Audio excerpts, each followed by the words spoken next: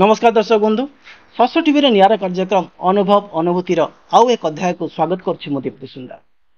तेबे आज आम गर्वित कारण आम गणर आज अच्छा जड़े वरिष्ठ सांबादिक जी कि निजर निशा को पेशा माध्यम एवं पेशा को सेवा माध्यम परिणत कर चलतु स्वागत करने से वरिष्ठ सांबादिक श्रीजुक्त प्रसून कुमार त्रिपाठी महोदय।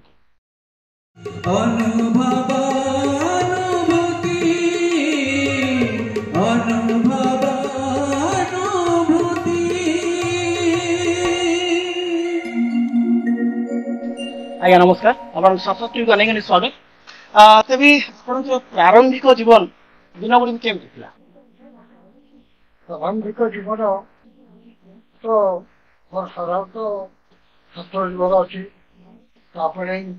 व्यक्तिगत जीवन अच्छी समाज सेवा जीवन अच्छी ये सब आम विभिन्न स्तर देखिए आम जीवन टा चलती। तो प्रारंभिक जीवन कहले बुझे आम छात्र जीवन छात्र जीवन हेल्ले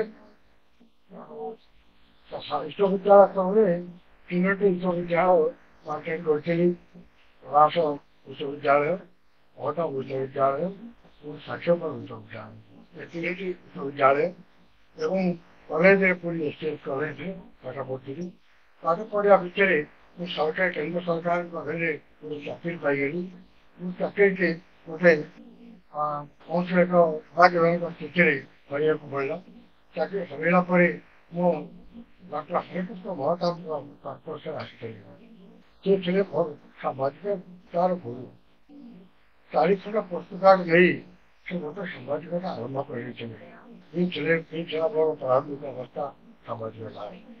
तेरे पोस्टकार्ड जो कथा आप कहले पोस्टकार्ड कथा माने बुझी पारली पोस्टकार्ड कथा कह हरिकृष्ण महताब पाक जी जाते पाखे से पोटेंशियल देखते से भाई युवक मान से कहते तमें मो कलारे तुम अंचल गाँ अंचल का खबर हो पुस्तकार्ड लिखिकी एग्जाम विलास ठिकाना दब काले प्रजातंत्र को मछेले से कौन हजिज तेणु कहीं देखिए ये खबर देवे नोट कलारे केवल मेसेज कलारे पठेब मुझे देखिकी पठेबी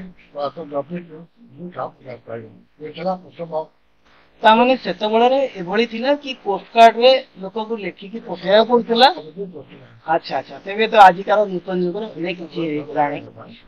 तेबे आपनकर ई जो सांबादिकता जगत को आपण आसिले सेतबेले आपनकर विशेष करी जो क्षेत्र रे चालिबार अवस्था केमति थी ई सांबादिकता दिगरे चालिबार अवस्था केमति थी? चालिबार अवस्था सामाजिकतार आम सामाजिकता अलग प्रकृतिगत भाव में आम सामाजिकता ग्रहण कर प्रकृतिगत कौन प्रोब्लेम समाज सेवा संवाद सेवा सेवा जो शब्द आसे प्रथम दल भर आसो आपको प्रश्न पचार जनकर विपद कष्ट देखिले जड़े किसी लोक मन गोटे आहाशंका सृष्टि हुए से आहाशंका हूँ समन्वय देला समन्वय देलू सेवा सृष्टि हुए समन्वय देला ठीक पाई सेवा तेणु समस्त मन में सेवा भाव सृष्टि हुए कष्ट देखिए ये रास्ता भाई चली जाती ये हसी उपहास करते आगे आगे आस तेणु यही आसक्तन मन भर सृष्टि हुए सेवा सृष्टि तेणु आम जो आम अंचल जो गोटे बन्या बात्या मरुड़ी अग्निकांड अंत अच्छा विभिन्न अंचल आलोक श्रमिक भाव में विभिन्न देश विदेश चर्चा करती ये सब अर्थनैतिक सामाजिक अवस्था अत्यंत क्रीड़ा दुर्भाग्यपूर्ण ये अवस्था भितर आम देखिए आम अंचल विभिन्न समस्या अच्छी बन्या 7 नदी संख्या प्रयास अवश्य क्रीड़ा 7 नदी संख्या भितर रास्ता घाट ना एवं तो सब नई सेतु होगा सेतु नथेला तेणु गाँव गाँव झील पहले पाले चलिकी जाऊँ सैकेल जाऊँ सैकेल को बांधेकरी आमको नई पार पड़ा ये अवस्था भितर समाज सेवा को ग्रहण कर वृत्ति प्रकृतिगत भाव में क्रमे आस्ते आस्ते जो जानी मोर ठीक ठाक अच्छी जो इमरजेन्सी जारी होगा ମ୍ୟାଡାମ ଜେଲ୍ ଗଲେ ଜେଲ୍ ଫେରିଲା ପରେ ଯେତେବେଳେ 77 ମସିହାରେ ସେ ମୋତେ ଗୋଟେ କାର୍ଡ ଇସ୍ୟୁ କଲେ। ଯଦିଓ 70 ବର୍ଷ ସାମାଜିକ ଆରମ୍ଭ କରିଥିଲୁ କିନ୍ତୁ କାର୍ଡ କ'ଣ ହୁଏ ଦିଆ ହୁଏ ବୋଲି ମୋର ଧାରଣା ନଥିଲା। ହଠାତ୍ ଜାଣିଲେ କାର୍ଡ ପାଇଲି କାର୍ଡ ନେଇଯାଅ ଫୋନ୍ କରୁଛି ଆମ ଥାଉଛି ସେ ଫୋନ୍ କଲେ ଗଲି ଫଟୋଟେ ନେଇକି ତାକୁ କାର୍ଡଟେ ଆଣିଲି କାର୍ଡ ଏବେ ସିଧା ସେ କାର୍ଡ ଦିଏ ଜିରାକ୍ସ କପି ଅଛି ଜିରାକ୍ସ ମିଶନ ସେତେବେଳେ ସେତେବେଳେ ଦିଆଯାଉଥିଲା। ବର୍ତ୍ତମାନ ଯୋଉ କାର୍ଡ ଆପଣ ଦେଖୁଛନ୍ତି କାମରେ ଦିଆଯାଉଛି ହଁ ଭ୍ୟାଲିଡ୍ ଅକ୍ଟୋବର ସେଟା ଆମକୁ କାର୍ଡ ଦିଆହେଇଥିଲା ଭ୍ୟାଲିଡ୍ ନଥିଲା। ତେଣୁ ମୁଁ ଯେତେବେଳେ 1984 ଆପ୍ଲିକେସନ ପାଇଲି ଗଭର୍ଣ୍ଣମେଣ୍ଟ ଆଇଆଣ୍ଡ ଡିପାର୍ଟମେଣ୍ଟ ଓଡ଼ିଶା ସରକାରଙ୍କର ସେତେବେଳେ ମଧ୍ୟ ଭ୍ୟାଲିଡ୍ ନଥିଲା। ସେଟା ଡେଟ୍ ଅଫ୍ ଇସ୍ୟୁ ଥିଲା। ଆମକୁ କାର୍ଡ ମିଶେଇଥିଲା ଡେଟ୍ ଅଫ୍ ଇସ୍ୟୁ ଏବଂ ଗଭର୍ଣ୍ଣମେଣ୍ଟ ଆପ୍ଲିକେସନ କାର୍ଡ ମଧ୍ୟ ଡେଟ୍ ଅଫ୍ ଇସ୍ୟୁ ଥିଲା କିନ୍ତୁ ଭ୍ୟାଲିଡ୍ ନଥିଲା। ଭାରତ ପାଇଁ ଯତନ ପରେ ସେଟା ଆସ୍ତେ ଆସ୍ତେ ଆସ୍ତେ ଆସ୍ତେ ଡେଭଲପ୍ ହେଇଗଲା ଆସିଗଲା। ତେଣୁ କାର୍ଡ ପାଇଲା ପରେ ଆମେ ଆମର ସାମ୍ବାଦିକତା ଆରମ୍ଭ ଆପଣ କରିଥିଲେ। ତେବେ ଅନେକ ତ ଆପଣଙ୍କର ଅନୁଭବ ଥିବ ଏଇ ସାମ୍ବାଦିକତା କରିବା ସମୟରେ ଆପଣଙ୍କର ଏଇ ଯୋଉ ପ୍ରଥମ ଅନୁଭବ କେମିତି ଥିଲା ସାମ୍ବାଦିକ ପାଇଁ? ନିଶ୍ଚିତ ଭାବରେ ପ୍ରଥମ ଅନୁଭବ ଖୁସି ଥିଲା। ଖବରକାଗଜଟେ ନ୍ୟୁଜ୍କୁ ପଠିଆଇଥିବ ତାର ଦିନ ହାତରୁ ଆଣିକିରି ଭଲଟିଏ ଦେବ ଆମେ ଦେଖିବୁ ଆମ ପ୍ରକାରକୁ ସମ୍ବାଦ ପ୍ରକାଶ କରିଛି ଆନନ୍ଦିତ ହଉ ଏବଂ ଦେଖୁ ଦେଖରେ ଭାରି ଖୁସି ଲାଗେ ଖୁସି ଲାଗେ ଅନ୍ୟମାନଙ୍କୁ ଦେଖୁ ବାହାରି। ତେବେ ଆଜିକାଲିକା ବିଶେଷ କରି ଆଧୁନିକ ଯୁଗରେ ଆଗ ଭଳି ଇଏ ନାହିଁ। ତେବେ ଆପଣଙ୍କର ସେତେବେଳେ ଯେତେବେଳେ ନ୍ୟୁଜ୍ ଆପଣ କଲେକ୍ଟ କରୁଥିଲେ ଆପଣଙ୍କୁ କେତେ ଅଭାବ ବା ଅସୁବିଧାର ସମ୍ମୁଖୀନ ହବାକୁ ପଡେ? ଅଭାବ ଅନାଟନ ଲାଗି ରହିଥିଲା ନିଶ୍ଚିତ ଭାବରେ। ମୋର ପାରିବାରିକ ଅସ୍ୱସ୍ଥତା ଏତେ ନଥିଲା। ମହତଙ୍କ ଭାଷାରେ ସେ କହନ୍ତି ଯଦି ସତ୍ୟ ଏବଂ ଭାତ ଅଛି ତାହେଲେ ତାକୁ ସାମ୍ବାଦିକ ବୁଝିଲେ ଖରାପ। ନଚେତ୍ ଯଦି ସତ୍ୟ ଏବଂ ସତ୍ୟ ନାହିଁ ଆମେ ମୁଣ୍ଡ ବୁଝିବା ପାଇଁ ଉପରେ ଗୋଟେ ଛାପ ଥିବା ଦରକାର। ଘରେ ମଧ୍ୟ ଖାଇବା ପାଇଁ ଭାତ ଥିବା ଦରକାର।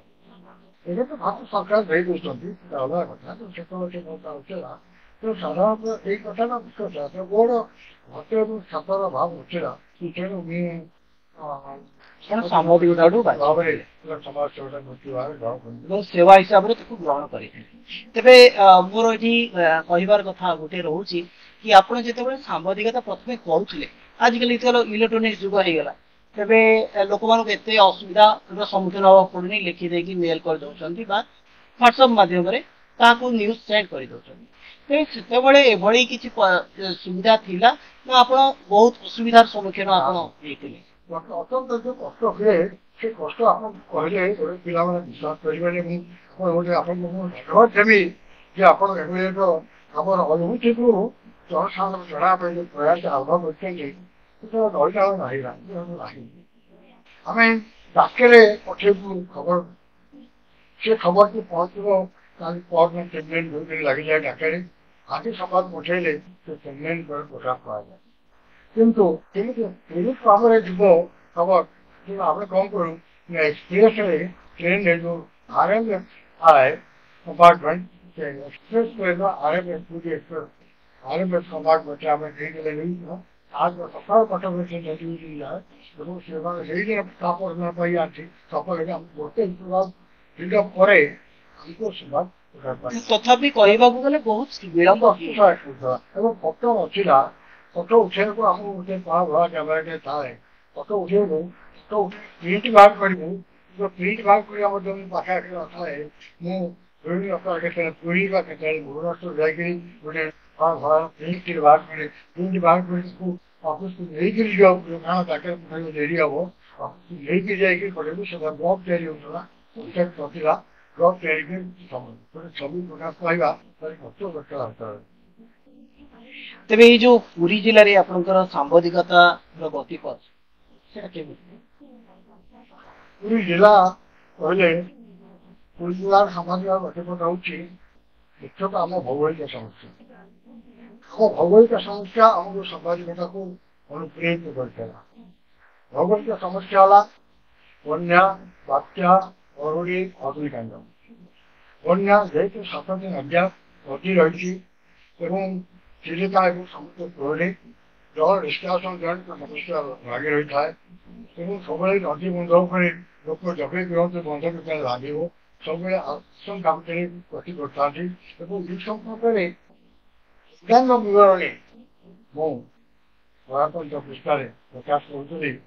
ଯାହାକୁ କି କୋରାପୁଟରେ ଯେଉଁ ବନ୍ଧୁମାନେ ମୋର ସଦସ୍ୟ ଥାନ୍ତି ସେମାନେ ପଢ଼ିକିରି ମୋ ପାଖରେ ଦେଖାଉନ୍ତି କୁହନ୍ତି ଯେ ଯାହା ହଉ କୋଉଠି ଆମ ଅଞ୍ଚଳରେ ଗୋଳିଆ ମହାଣ ପଡ଼ିଲା ଉପସାକୁ ବାଦ ଦଉନୁ, ଗୋଳିଆ ମହାଣ ସବୁଠୁ ଧନ୍ୟବାଦ।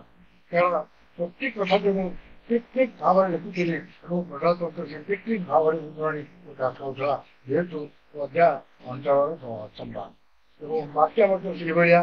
ଆଉ ଅଗ୍ନିକାଣ୍ଡ ଯେହେତୁ ଲୋକଙ୍କ ଅର୍ଥନୈତିକ ଅବସ୍ଥା ଅତ୍ୟନ୍ତ ଦୁର୍ବଳ ଥିଲା, କଚ୍ଚା ଘର ସମସ୍ତଙ୍କର ଚାଳ ଘର ଥିଲା ଏବଂ ଗାଁ ଘର ଏବଂ ଦମକଳ ନଥିଲା, ଦମକଳ କେନ୍ଦ୍ର ଥିଲା ଜଟଣୀରେ, ଦମକଳ କେନ୍ଦ୍ର ଥିଲା ପୁରୀରୁ ଦମକଳ କେନ୍ଦ୍ର ଯାଇ କଣାସ ଅଞ୍ଚଳରେ ପହଞ୍ଚି ସେଠି ନିଆଁ ଲିଭେଇବା ବେଳକୁ ସବୁ ସର୍ବସମ୍ମ ରହିଯାଇଥିଲା ଏବଂ କନଷ୍ଟାଣ୍ଟଲି ଆମକୁ ଯୋଉଠି ଅଗ୍ନିକାଣ୍ଡ ହୁଏ ସେ ଅଗ୍ନିକାଣ୍ଡ ଉପରେ ଆମକୁ ନଜର ରଖିବାକୁ ପଡ଼େ, ଘଟଣାସ୍ଥଳ ଯିବାକୁ ପଡ଼େ, ତାଙ୍କର ସବୁକିଛି ବିବରଣୀ ସଂଗ୍ରହ କରିବାକୁ ପଡ଼େ ଏବଂ ଫଲୋ ପାଖ ମଧ୍ୟ 6 ମାସ 4 ମାସ ପରେ ସେମାନଙ୍କର ସ୍ଥିତି କ'ଣ ପରିବର୍ତ୍ତନ ହେଲା, ସରକାର ସେମାନଙ୍କୁ କ'ଣ ସହଯୋଗ କଲେ, କ'ଣ ସେମାନେ ସୁବିଧାରୁ ବଞ୍ଚିତ ହେଲେ ତାକୁ ମଧ୍ୟ ଆମେ ଫଲୋ ଷ୍ଟୋରି ଆଗରେ ପ୍ରକାଶ କରିବାକୁ ଅଗ୍ରାଧିକାର ଦେଇଥାଉ। ତେବେ ଏଠି ମୋର ପ୍ରଶ୍ନ ଉଠୁଛି କି ପୂର୍ବରୁ ଆପଣ ଯୋଉ ସାମ୍ବାଦିକତାଟି କରିଥିଲେ କହୁଥିଲେ କିଛି ସମୟ ପୂର୍ବରୁ କି ସେବା ଉଦ୍ଦେଶ୍ୟରେ ଆପଣ କରିଥିଲେ, ତେବେ ବର୍ତ୍ତମାନ ଏଇ ଯୋଉ ସେବାଟି ପ୍ରକୃତରେ ଅଛି ନା ଆଗ କାଳର ଯୋଉ ସାମ୍ବାଦିକତା ଆଉ ଏବେ କାଳର ସାମ୍ବାଦିକତା ଭିତରେ ପ୍ରଭେଦ କ'ଣ ଅଛି? ପ୍ରଭେଦ ହେଉଛି ଗୋଟେ ହଉଛି ପ୍ରକୃତିଗତ ଓ ବୃତ୍ତିଗତ ପାର୍ଥକ୍ୟ। ପ୍ରକୃତିଗତ ହେଲା ଗୋଟେ ନିର୍ଦ୍ଦିଷ୍ଟ ସମସ୍ୟା ହେଲେ ପ୍ରକୃତି କହିବ how it is been done, ଏହା କିପରି ସମାଧାନ ହେବ। ଯୋଉ ବୃତ୍ତିଗତ କହିବ ଯେ why it is not been done, କାହିଁକି ଏଇ ଯେ ପ୍ରକୃତିଗତ ଏବଂ ବୃତ୍ତିଗତ ଯୋଉ ପାର୍ଥକ୍ୟ ରହିଛି সেই ପାର୍ଥକ୍ୟ ଥିଲା ବର୍ତ୍ତମାନ এবং সেই କାଳର ଭିତରେ ପାର୍ଥକ୍ୟ ରହିଛି ବୃତ୍ତିଗତ ଏବଂ ପ୍ରବୃତ୍ତିଗତ। ବର୍ତ୍ତମାନ ସାମ୍ବାଦିକତାକୁ ଯୁବ ସମାଜ ବୃତ୍ତିଗତ ଭାବରେ ରହିଛନ୍ତି, ପେଶାଗତ ଭାବରେ ରହିଛନ୍ତି। ଆମ ବେଳରେ ସେଟା ବୃତ୍ତିଗତ ଭାବ ନଥିଲା, ପ୍ରକୃତିଗତ ଭାବରେ ଥିଲା। ତେବେ ଆପଣ ଆମର ଏଇ ଯୋଉ ଯୁବ ସମାଜ ଯିଏକି ବର୍ତ୍ତମାନ ସାମ୍ବାଦିକତାକୁ ଧୀରେ ଧୀରେ ଆପଣଉଛନ୍ତି, ତେବେ ସେମାନଙ୍କୁ ଆପଣ କ'ଣ ଉପଦେଶ ଦେବେ? ଉପଦେଶ ସାମ୍ପ୍ରତିକ ପରିସ୍ଥିତିକୁ ନେଇକି ଆସିଛି, ପରିବର୍ତ୍ତନଶୀଳ ଦୁନିଆ ଟେକ୍ନୋଲୋଜି ପରିବର୍ତ୍ତନ ହେଇଛି, ଅର୍ଥନୈତିକ ଅବସ୍ଥା ପରିବର୍ତ୍ତନ ହେଇଛି, ଅନେକ ଅବସ୍ଥା ପରିବର୍ତ୍ତନ ଭିତରେ ସମାଜ ଗତି କରୁଛି। ସେ ଭିତରେ ଆମେ ତାଙ୍କୁ ନିଶ୍ଚିତ ଭାବେ ଯୁବ ସମାଜକୁ କହିବୁ ଯେ ଲୋକଙ୍କର ବାସ୍ତବ ସମସ୍ୟା ବଞ୍ଚିତ ମଧ୍ୟଙ୍କୁ ସହାୟତା ଦିଅନ୍ତୁ। ସୁପ୍ରି ଦ ଭଏସ୍ ଅଫ୍ ଦ ଭଏସଲେସ୍, ଯେଉଁମାନଙ୍କ ସ୍ୱର ନାହିଁ ସେମାନଙ୍କର ସ୍ୱର ହୁଅନ୍ତୁ, ଏହି ମୋ ଯୁବ ସମାଜକୁ ଅପିଲ ରହିଛି। ଆଜ୍ଞା, ତେବେ ବିଶେଷ କରି ଦେଖାଯାଏ ସାମ୍ବାଦିକତାରେ ସତ୍ୟତା କେତେ ଅଛି, କାରଣ ସେଟା ଆପଣ ଟିକେ ଆମ ଯୁବଗୋଷ୍ଠୀକୁ କହିବେ କି ଆଜିକାଲିକା ସାମ୍ବାଦିକତାରେ ସତ୍ୟତା କେତେ ରହିଛି? ସତ୍ୟତାର ସତ୍ୟ ନିରୂପଣ କରିବା ଆମ ପାଇଁ ସମ୍ଭବ। ମୋତେ ସତ, ଆପଣଙ୍କୁ ମିଛ, ଆପଣଙ୍କୁ ସତ ମୋତେ ମିଛ। ସତ୍ୟ ଏବଂ ମିଥ୍ୟାର ସଂଜ୍ଞା ନିରୂପଣ କରାଗଲା ବେଳେ ବିଚାରାଳୟରେ ମଧ୍ୟ ତାହା ନିରୂପଣ ହେଇପାରେ ନାହିଁ। ସେଥିପାଇଁ ଡିଭିଜନ ବେଞ୍ଚରେ ମଧ୍ୟ ଆଲୋଚନା ହୁଏ, ଯୋଉଟାକି ହେଇଯାଏ ହେଇଯାଏ ଡିଭିଜନ ବେଞ୍ଚରେ। ତେଣୁ ସତ୍ୟ ଏବଂ ମିଥ୍ୟାକୁ ସଂଜ୍ଞା ନିରୂପଣ କରିବା ଠିକ ହବନି। ଆଜ୍ଞା, ତେବେ ବିଶେଷ କରି ଆପଣଙ୍କର ଅନେକ ଅନୁଭୂତି ଥିବ ଆପଣଙ୍କ ସାମ୍ବାଦିକତା ଦିଗରେ। ତେବେ ଆମର ଦର୍ଶକ ମାନଙ୍କୁ ଆପଣ କ'ଣ କହିବେ? ବିଶେଷ କରି ଆପଣଙ୍କର ଗୋଟେ ଏଭଳି ଅନୁଭବ ବା ଅନୁଭୂତି କୁହନ୍ତୁ। ଦର୍ଶକ କହିବି ସାମ୍ବାଦିକତା କ୍ଷେତ୍ରରେ କଥା କହିବାକୁ ଗଲାବେଳେ ଦର୍ଶକ ମାନେ ନିଶ୍ଚିତ ଭାବରେ ସାମ୍ବାଦିକତାକୁ ପୃଷ୍ଠପୋଷକ କରନ୍ତି ଏବଂ ଯଦି ରିଭୋଟ ସଂଖ୍ୟା ଅଧିକ ବଢ଼ିବେ ଏବଂ ଯଦି ପାଠକଙ୍କ ସଂଖ୍ୟା ଅଧିକ ବଢ଼ିବ ତାହେଲେ କାଗଜ ବା ବିଭିନ୍ନ ଗଣମାଧ୍ୟମର ଅଭାବ ବଢ଼ିବ ଏବଂ ସେମାନଙ୍କର ଯଦି ଅର୍ଥନୈତିକ ଅଭିବୃଦ୍ଧି ଘଟିବ ତାହେଲେ ସେଥିରୁ ଯେଉଁମାନେ କର୍ମଚାରୀ ବା କାମ କରୁଛନ୍ତି ସେମାନଙ୍କ ଅର୍ଥନୈତିକ ଅଭିବୃଦ୍ଧି ଘଟିବ। ଅର୍ଥନୈତିକ ଅଭିବୃଦ୍ଧି ଘଟିଲେ ସ୍ୱଚ୍ଛତା ଆସେ ଏବଂ ଛୋଟ ଛୋଟ କଥା ଗୁଡ଼ାକରେ ଖେଳାଇବା ସମ୍ଭବ ହୁଏ ନାହିଁ। ଛୋଟ ଛୋଟ ଘଟଣାରେ ସେତେବେଳେ ଲୋକ ମୁଣ୍ଡେଇ ଖେଳିଥାଏ ଯେତେବେଳେ ତାହାର ଗାଈ ମଶା ଘାତରେ ଖାଏ ସେତେବେଳେ ସେ ଅଭାବରେ ସ୍ୱଭାବ ନଷ୍ଟ। କିନ୍ତୁ ଯେତେବେଳେ ଅଭାବ ହେଇଯାଉଛି ତାର ସ୍ୱଭାବ ନଷ୍ଟ ହେଇଯାଉଛି। ଅଭାବ କେମିତି ରହବ ସେଥିପାଇଁ ଦର୍ଶକ ଏବଂ ପାଠକମାନେ ଉଦ୍ଭୋଟ କରିବା ଦରକାର। ଉଭୟ ଉଦ୍ଭୋଟ କରିବା। ତେବେ ଆପଣଙ୍କର ବିଶେଷ କରି ଗୋଟେ ପ୍ରଶ୍ନ ଉଠେ ମନରେ କି ଯଦି ଆପଣ ଆଜି ଏ କ୍ଷେତ୍ରରେ ସାମ୍ବାଦିକତାକୁ ନିଜର ଜୀବିକା ହିସାବରେ ବାଛି ଜୀବିକା ତ ନୁହେଁ ସେବା ହିସାବରେ ଯଦି ବାଛି ନଥାନ୍ତେ ତେବେ ଆପଣ କଣ କରିଥାନ୍ତେ? ମୁଁ ତ ସମାଜ ସେବା କରୁଥିଲି। ସମାଜ ସେବା ଭିତରୁ ସାମ୍ବାଦିକତା କରିଛି ବସିଅଛି ଏବଂ ମଧ୍ୟ ମୁଁ ପ୍ରଥମେ ସମାଜ ସେବା ସହିତ ସଂପୃକ୍ତ ରହିଛି ବିଭିନ୍ନ କ୍ଷେତ୍ରରେ ସମାଜ ସେବା ଭିତରେ ରହିଛି। ତେଣୁ ମୁଁ ସାମ୍ବାଦିକତା କରୁନଥାନ୍ତି ସମାଜ ସେବା ହିଁ କରିଥାନ୍ତି। ସାମ୍ବାଦିକତା ଏକ ସମାଜ ସେବା ଯଦି ଜେନରଲ ସ୍ପେସିଫିକ୍ କଥା କହିବା ତ ସମାଜ ସେବା ଇଜ ଜେନରଲ ଆଣ୍ଡ ସମାଜ ସେବା ଇଜ ସ୍ପେସିଫିକ୍। ତତ୍ତ୍ୱଶାସ୍ତ୍ରରେ ଜେନରଲ ସ୍ପେସିଫିକ୍ କଥା ଯଦି କୁହାଯାଏ ତାହେଲେ ସମାଜ ସେବା ଜେନରଲ ସମାଜ ସେବା ଇଜ ସ୍ପେସିଫିକ୍। ତେବେ ଆମେ ଆସିକି ପହଞ୍ଚିଛେ ବର୍ତ୍ତମାନ ଆମର ଶେଷ ପର୍ଯ୍ୟାୟରେ ରାପିଡ ରାଉଣ୍ଡ। ତେବେ ମୁଁ ଆପଣଙ୍କୁ ଗୋଟିଏ ଗୋଟିଏ ପ୍ରଶ୍ନ କରିବି ଆପଣଙ୍କୁ ଗୋଟିଏ ପଦରେ ଆପଣ ନିଜର ଉତ୍ତର ଦେବେ। ଆପଣଙ୍କ ଜୀବନର ମନ୍ତ୍ର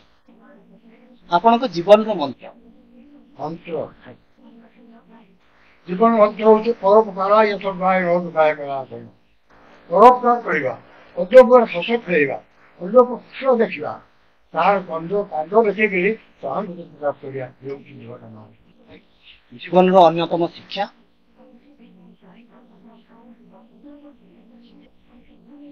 ହଉଛି ଏକ ଶବ୍ଦ। ପ୍ରତ୍ୟେକ ଠାରୁ ଶିକ୍ଷା ମିଳିବା ରହିଛି ଜୀବନଟା ଜନ୍ମରୁ ମୃତ୍ୟୁ ପର୍ଯ୍ୟନ୍ତ ଶିକ୍ଷାର ସମାପ୍ତ ହୁଏ। ପ୍ରତ୍ୟେକ ଠାରୁ ଶିକ୍ଷା ମିଳିବାର ଛୋଟଠାରୁ ବଡ଼ ପର୍ଯ୍ୟନ୍ତ ସମସ୍ତଙ୍କୁ ଶିକ୍ଷା ମିଳିବାର। ଆପଣଙ୍କର ଜୀବନର ଅସଲ ହିରୋ କି? ଆପଣଙ୍କ ଜୀବନର ଅସଲ ହିରୋ ହିରୋ ସେମିତି ଏକ ଜଟିଳ ପ୍ରଶ୍ନ। ଯଦି ଅନେକ ହିରୋ ଭିତରେ ମୋ ସମୟର ବର୍ତ୍ତମାନ ସମୟର ବିଭିନ୍ନ ପିଢ଼ି ସମୟର ସବୁ ହିରୋ ଅଛନ୍ତି। ହିରୋ ମାନେ କହିଲେ ଆପଣ ସିନେମା ହିରୋ କହିବେ କି ଯୁଦ୍ଧର ହିରୋ, ଆପଣଙ୍କ ଲାଇଫ ଜୀବନର ହିରୋ ହିରୋ କହିଲେ ମୋ ବାପାଙ୍କୁ କହିଲେ ମୋ ବାପା ହଉଛନ୍ତି ମୋର ହିରୋ। ଯେମିତି ଘଣିଥିବ ସେମିତି ଘଡ଼ି। ବାଲ୍ୟକାଳର ଆଦର୍ଶ ଥିଲା ବିଶେଷତଃ ଅନ୍ୟର କଷ୍ଟ ଦେଖିକି ସମବେଦନା ପ୍ରକାଶ କରିବା ଏବଂ ବାଲ୍ୟକାଳର ଚରିତ୍ର ଥିଲା।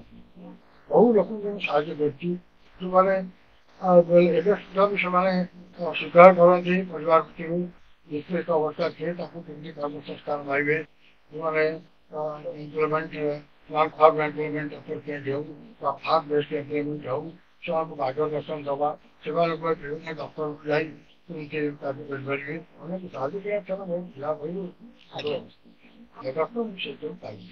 ଆପଣଙ୍କର ଅପସନ୍ଦ କାର୍ଯ୍ୟ ଯୋଉ କାମକୁ ଆପଣ ପସନ୍ଦ କରନ୍ତି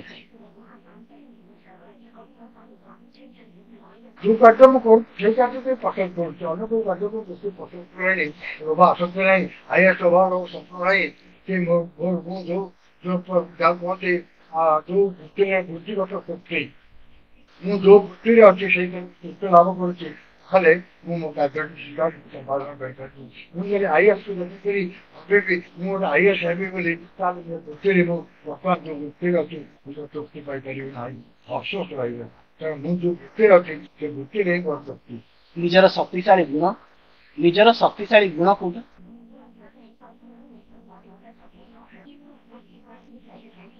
ସେଇଟା ଗୁଣଟା ନିଜ ଗୁଣଟା ପ୍ରକାଶ କରିବାଟା ନିଜେ ଠିକ ହବ ନାହିଁ। ସେଟା ଅନ୍ୟମାନେ ଜାଣନ୍ତି ଅନୁଭବରେ ନିଜର ଗୁଣ କଣ। ଗୁଣଟା ମୋ ପାଖରେ କ'ଣ ଅଛି ସେଟା ମୁଁ ଯୋଉମାନେ ପାଖରେ କହୁଛି ସେମାନେ ହିଁ ମୋ ଗ୍ରହଟା ବିଷୟ କହିପାରିବେ ଗଲାଟା ଠିକ ହେବନି। ଠିକ ଅଛି। ଆଚ୍ଛା, ଏକ ଶବ୍ଦରେ ମା। ହଁ ହଉଛି ମାରୁ ମାଟି ମା ହଉଛି ମା ମାଟିରେ ଆକାଶ କରିବାକୁ ଆପଣଙ୍କର ଅନ୍ତିମ ଇଚ୍ଛା କ'ଣ ରହିବ? ଆପଣଙ୍କର ବିଶେଷ ଇଚ୍ଛା କ'ଣ ରହିବ ଆଗାମୀ ଦିନ? ଅନ୍ତିମ ଇଚ୍ଛା ହଉଛି ସମସ୍ତେ ସ୍ୱାଧୀନ ଭାବରେ ମତବାଦୀ ଶିଖିବାର ଅଧିକାର ପାଇବେ। ସମସ୍ତେ ସ୍ୱାଧୀନତା ସମସ୍ତଙ୍କର ଧନ୍ୟ କରିବା ନିର୍ଦ୍ଦେଶ ଅନୁସାରେ ମୌଳିକ ଆବଶ୍ୟକତା ସମସ୍ତଙ୍କର ପୂରଣ ହେଉଥିବ। ସମସ୍ତେ ଏକ ଷ୍ଟାଣ୍ଡାର୍ଡ ମେଣ୍ଟେନ୍ କରିବା ପାଇଁ ସକ୍ଷମ ହେବେ। ଆଜି ସକାଳ ଦୃଷ୍ଟିକୁ ଦେଖିବାକୁ ଗଲେ ପ୍ରତ୍ୟେକ ବ୍ୟକ୍ତି ଯଦି ନ୍ୟାୟ ପାଇଁ ଚେଷ୍ଟା କରିବ ତାକୁ ଠିକ ଭାବରେ ମିଳିବା ଦରକାର। ଇଏ ହେଉଛି ଆମର ଇଚ୍ଛା, ଅନ୍ତିମ ଇଚ୍ଛା। ତେବେ ଏକ ଶବ୍ଦରେ ସାମ୍ବାଦିକତା କ'ଣ? ଗୋଟିଏ ଶବ୍ଦ। ସମ୍ବାଦ ହେଉଛି ସମବାଦ। ଯଦି ସମ୍ବାଦ ବୋଲି କହିବା ସମବାଦ ହେଉଛି ନୀତି, ସମନୀତି, ସାମ୍ୟ ନୀତି। ସମନୀତି ଯଦି ଆମେ ଅନୁସରଣ କରିବା ତାହେଲେ ସେ ହେଉଛି ସମ୍ବାଦ ଏବଂ ତାକୁ ଯେଉଁମାନେ ଅନୁସରଣ କରନ୍ତି ସେ ହେଉଛି ସାମ୍ବାଦିକତା। ତେବେ ଏକ ଶବ୍ଦରେ ନ୍ୟାୟ। ଏକ ଶବ୍ଦରେ ନ୍ୟାୟ କାହାକୁ କହିବା? ନ୍ୟାୟ ହେଉଛି ଏକ ଗୁରୁତ୍ୱପୂର୍ଣ୍ଣ ଶବ୍ଦ। ନ୍ୟାୟ ସତ୍ୟକୁ ଆମେ ଯଦି ନ୍ୟାୟ ଦେବା ତାହେଲେ ସେ ହେଉଛି ପ୍ରକୃତ ନ୍ୟାୟ। ଅନେକ ସମୟରେ ମିଥ୍ୟାକୁ ନ୍ୟାୟ ମିଳିଯାଏ, ସତ୍ୟ ହାରିଯାଏ। ଆପଣମାନେ ଗୋଟେ ଛୋଟ ଦୃଷ୍ଟାନ୍ତଟିଏ ଦିଆଯିବ। ଛୋଟ ଦୃଷ୍ଟାନ୍ତ ଦେବି। ଜଷ୍ଟିସ୍ ରଘୁନାଥ ମିଶ୍ର ଆମ ଓଡ଼ିଶାର ପ୍ରଥମ ସୁପ୍ରିମକୋର୍ଟର ପ୍ରଥମ ପ୍ରଧାନ ବିଚାରପତି। ସେ ଦିନେ ବରଦାରୁ ପ୍ରଶ୍ନ କରି ବୁଝିଲାବେଳେ ଜଣେ ଲୋକ ସାମ୍ନାରେ ବହୁତ ବଞ୍ଚିଗଲା। ଦେଖିବା ମୋତେ ତିନି ପଦ ନାହାନ୍ତି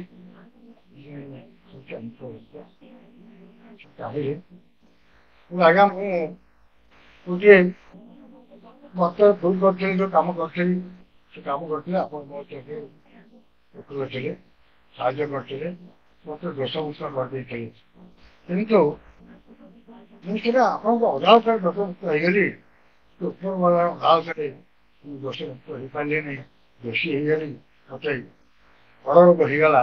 ମୁଁ ଘରୁ ଦରା ଖାଇଗଲି। ଯେଉଁମାନଙ୍କ ପାଇଁ ମୁଁ ଲଢ଼େଇ କରିଥିଲି ସେମାନେ ମତେ ଘରୁ ବିଚାର କରିଲେ।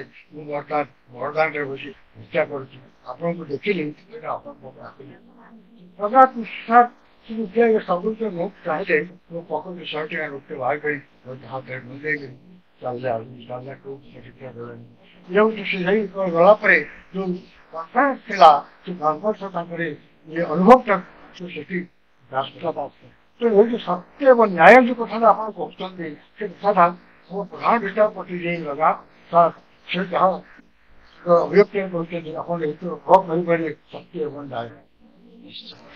ତେବେ ଦର୍ଶକ ବନ୍ଧୁ ଆପଣମାନେ ଆଜି ଆମ ଗହଣରେ ଥିଲେ ଶ୍ରୀଯୁକ୍ତ ତ୍ରିପାଠୀ ମହୋଦୟ। ତେବେ ଅନେକ କଥା ଆପଣ ଆଜି ଶୁଣିଲେ, ଜାଣିଲେ, ତାଙ୍କର ଅନୁଭବ ଏବଂ ଅନୁଭୂତି ସେ ଆପଣଙ୍କ ସାମ୍ନାରେ ପରିବେଷଣ କରିଥିଲେ। ମୁଁ ଆଶା କରୁଛି ଆପଣ ନିହାତି ଭାବରେ ଅନେକ କଥା ଜାଣିଥିବେ। ତେବେ ଆଜି ପାଇଁ ଆମର ଅନୁଭବ ଅନୁଭୂତିର କାର୍ଯ୍ୟକ୍ରମକୁ ଏଇଠାରେ ରଖିବା। ଧନ୍ୟବାଦ, ନମସ୍କାର।